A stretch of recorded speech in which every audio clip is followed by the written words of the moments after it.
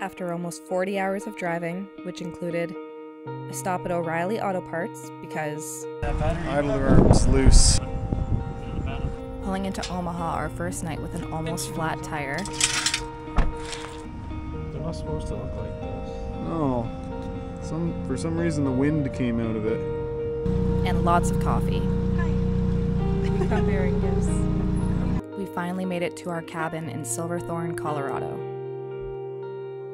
Today is our first day of riding. We are gonna go do Red Cone Pass, which is like 13,000 feet or something, the highest any of us have ever been. It's hard to breathe right here. Yeah, so we'll see what happens. Yeah.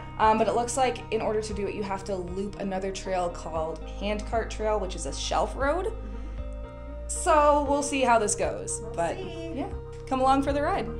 We were so glad that we chose the first week of October, as all of the aspens were in full fall color.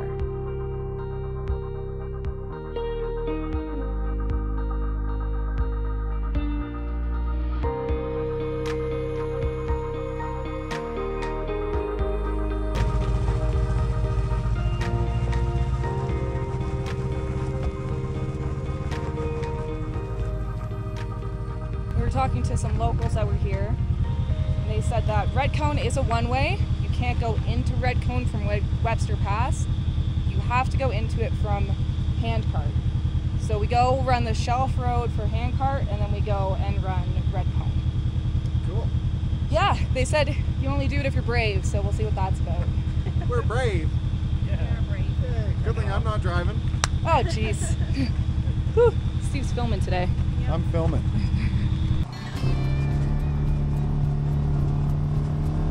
Steve and I are using the rugged radio intercom and noise cancelling headsets in the KRX. This allows us to listen to music and talk comfortably while riding. When hooked up to a radio, you can also talk car to car.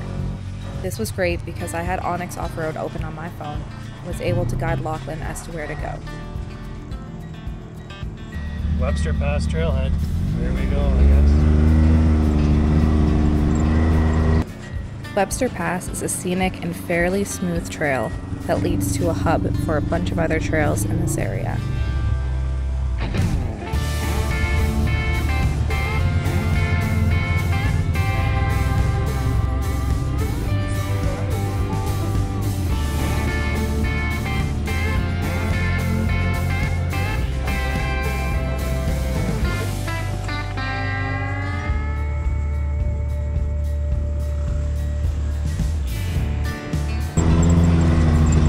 This is smoother than Chicago.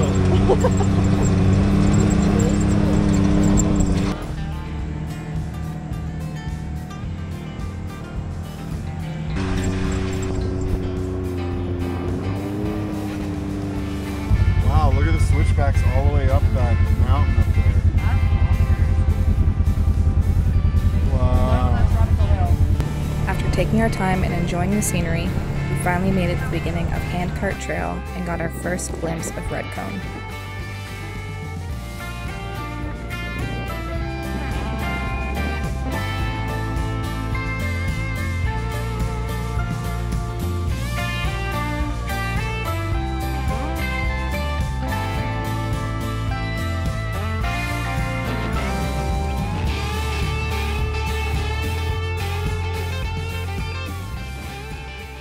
So we took a little break, a little bit of food, and now we're hitting the switchbacks. Up to Red Cone we go. Are you ready, Alyssa?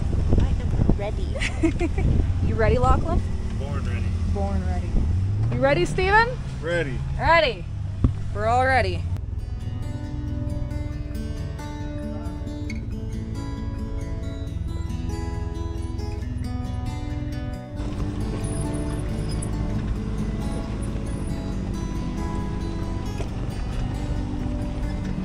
That's a huge rock. That's a big rock. What a view. She'll be coming down the mountain when she comes.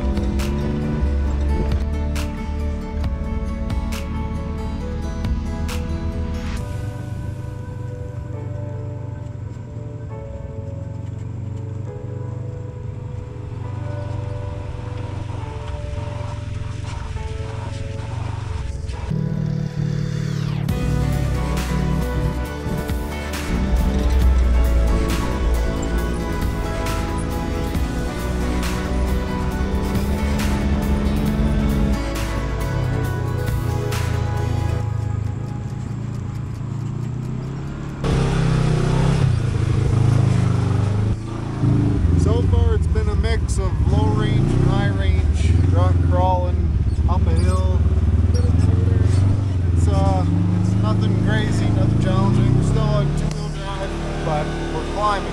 We're gonna get to like 14,000 feet. 13,000, whatever. We're up there. Letting some air out. Our tires had like 12 pounds in them or something from the last ride. So we're just eyeballing it and we're going down to a nice belly. Same with Lachlan up there. He's airing his down too. You can kind of see on the front tire here it's pretty stiff, so we're gonna get a nice belly on the bottom of this tire here. Quite the views while we do this. There's 4 more Jeeps after this guy, but he said they're pulled over up ahead. Oh, okay. So we can hopefully get by him. So we're at the bottom of Webster Pass and Red Cone. Came down the mountain. Now we're going back up. The climb up the back of the mountain consists of a series of long, steep hills. This part of the trail isn't particularly challenging, but it is worth it to be in low gear and take your time.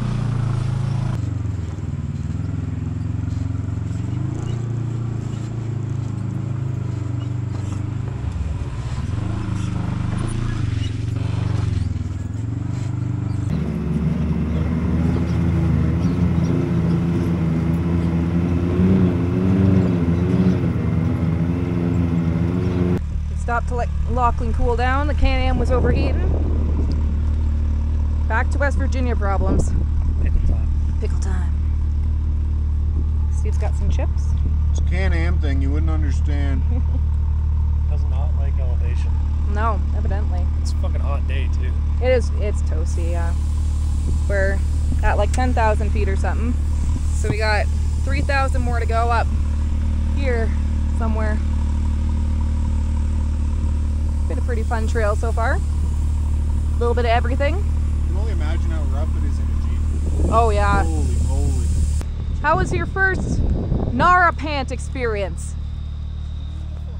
To any woman outdoors, you need these pants. So Alyssa and I are both wearing these. The brand is Nara. Yes. They're Get this funky. they're water resistant. They got tons of pockets. They're designed by a woman. They roll up at the bottom, they cinch up at the bottom. And they have this amazing zipper. Yes, right here in your Yeah. crotch. It goes Hiding for all. all the way to the back and it has like a flap. And then all you gotta do Yeah, is and you take a just- nice deep squat. Yeah, it's amazing. It makes, if you have a woman you love in your life, or you are a woman who is outdoorsy or off-roads, these are the pants. Yeah. I'm telling you. Like, look at all the pockets. It has Yes. pockets. And they're pants with pockets, which Yes. if you know as a girl, you don't get very often. No, so huge advocate. Once the Can-Am finally cooled down a little bit, we continued up the backside of the mountain.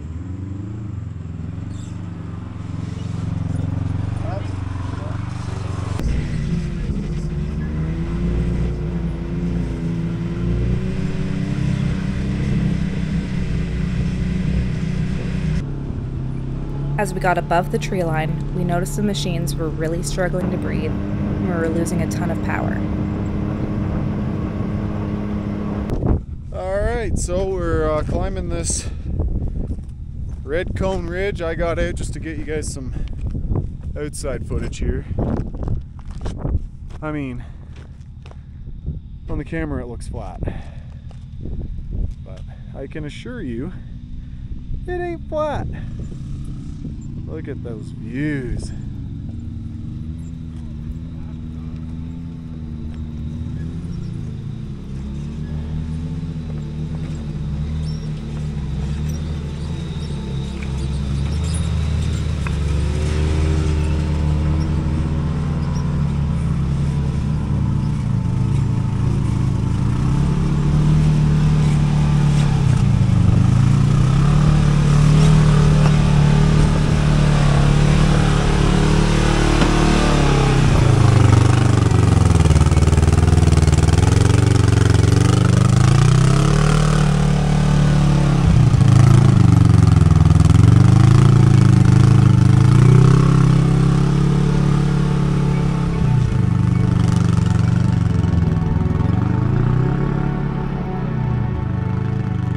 It is hard to breathe up here when you're not used to this.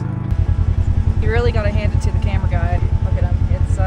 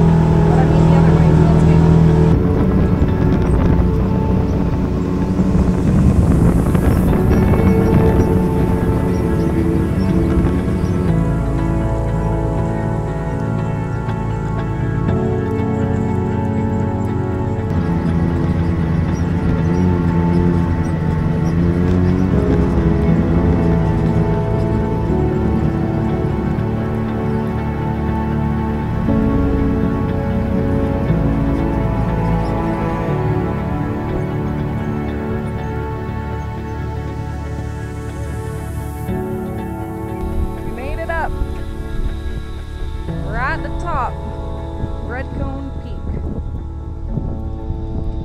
Well, that was a climb up. We did it though. High five. Did it. We're up here. High five. Quite the trail. It was good. It was easy. Yeah. There was Yeah, just like 2 little sections with rocks. Other than that, you're just cruising along. And Yeah, and there's one part that's kind of rutted out. Besides that, it's very doable. Very, very. I bet the sunset's cool up here. Look at the little Jeep down there. He's coming in late. He's got a long time to So go. we gotta go down there. He's gonna run out of daylight. Maybe he's going And go over there. And that's the intersection we started at over here. We left there at 3 p.m. Yeah. Or no, 2 or or something. It's 5 o'clock now. And we've really taken our time. Like, you could definitely rush this trail and zoom through it, but like, look at these views. Why would you rush? We don't have. So we've stayed up here for a while. It's had some grub. It is 5:11. We got to get back down before the sun sets in 2 hours. Go to So the truck at 6. we're gonna head down and head back.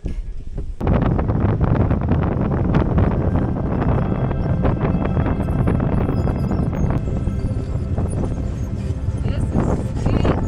Yeah, those guys did this on a dirt.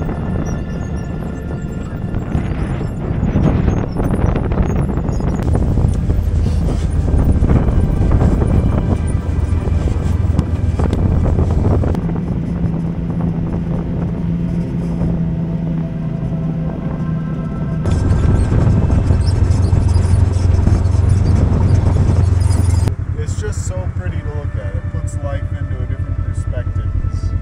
Where we come from, all we have is fields and flat land. It doesn't feel very big. Yeah. We can see about the same distance at home, but when you put these mountains, it's just the depths. It's wild. Yeah, the color variants and stuff. They look fake. Like, Yeah. it doesn't look real. No, it looks like a laptop background. Yeah, like it looks like an edited photo of AI, Yeah. but it is real. If you're thinking about doing this trail, I highly suggest it. We've seen lots of stock Jeeps on it even. A Yeah, it's stock, not hard at all. no, stock side by side. Yeah. You could do it. It just, there's a couple kind of like off-cambery parts where it might be a little hairy, but they're not on like a crazy hillside of any sort. They're back in the bush, so Yeah. Even an ATV. yeah. You can do it with an ATV if you want it. We saw a bunch of dirt bikes, enduro off-road bikes. You can Yeah. do bike, but Jeeps, Broncos. We saw a Chevy 1500 half-ton truck. An envoy. Yeah, GMC Envoy, like a 2010 Envoy.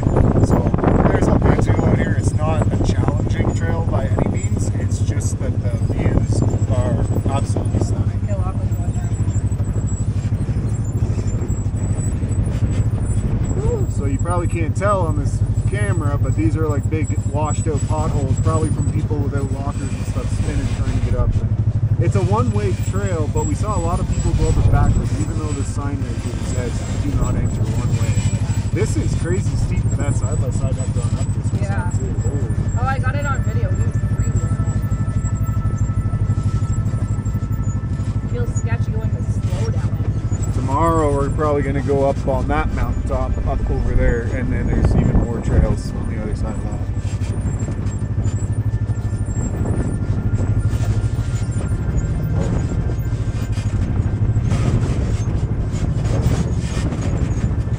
So this intersection right in front of us here that we're coming up to, that's where you saw earlier in the film where we stopped for lunch. So we just did a big loop today.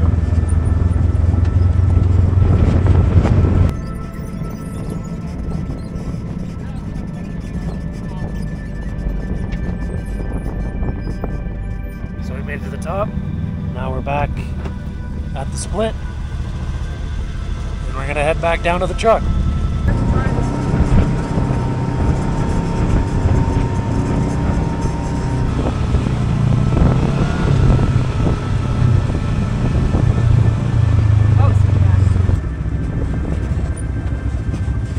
So witcheroo!